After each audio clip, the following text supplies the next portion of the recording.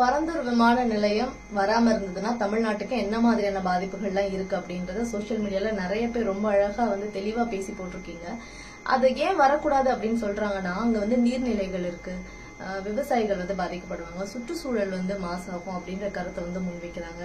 இதெல்லாம் தாண்டி இப்ப அந்த இடத்த மக்கள் கிட்ட இருந்து கையகப்படுத்தி வச்சிருக்கோம், எப்படி இப்ப யூட்டிலைஸ் பண்ண போறீங்க அப்படின்ட்டு எதிர்கட்சியில இருக்கவங்க எல்லாம் கேள்வி கேட்கும் போது அதுக்கு அமைச்சர் கீர்த்தனா அவர்கள் சொன்னது வேற சில தொழில் நிறுவனங்களை நாங்க கொண்டு வருவோம் அப்படின்னாங்க.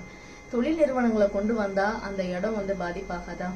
காற்று மாசு அடையாதா? கழிவு நீர் அதுல இருந்து வெளியில வராதா? அங்க இருக்கக்கூடிய விவசாயிகளுக்கு அது பாதிப்பு கொடுக்காதா? சுற்றுச்சூழல் மாசுபடுத்தாதா? அங்க வாழ்ற மனிதர்களுக்கு பிரச்சனை ஏற்படாதா அப்படின்னு சில கேள்விகள் எங்களுக்கு தோணுது. இதெல்லாம் பார்க்கும்போது ஒரே ஒரு விஷயம்தான், என்னன்னா விஜய் அவர்கள் முதல்ல கையில எடுத்த போராட்டம் பரந்தூர் விமான நிலையம் வரக்கூடாது அப்படின்ற அந்த போராட்டம் தான். நான் முதல்ல தொட்டது. இப்ப நானே ஒத்துக்கிட்டேன்னா அது அசிங்கமாயிடும் நமக்கு. அதனால நம்ம அது என்ன ஆனாலும் ஒத்துக்கூடாது.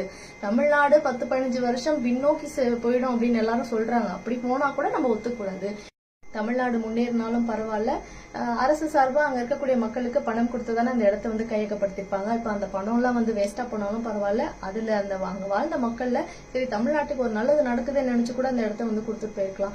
அவங்களுடைய அந்த நினைப்பு ஆசைகள்லாம் வேஸ்டா போனாலும் பரவாயில்ல. இந்த மாதிரி எதுவா இருந்தாலும் சரி, பரந்தூர்ல விமான நிலையம் வரக்கூடாது, என்னுடைய ஈகோ தான் எனக்கு முக்கியம், தமிழ்நாட்டுடைய முன்னேற்றம் எனக்கு முக்கியம் இல்லை அப்படின்னு இந்த முடிவை முதலமைச்சர் எடுத்திருக்காருன்ற மாதிரி தான் எங்க எல்லாருக்கும் தோணுது.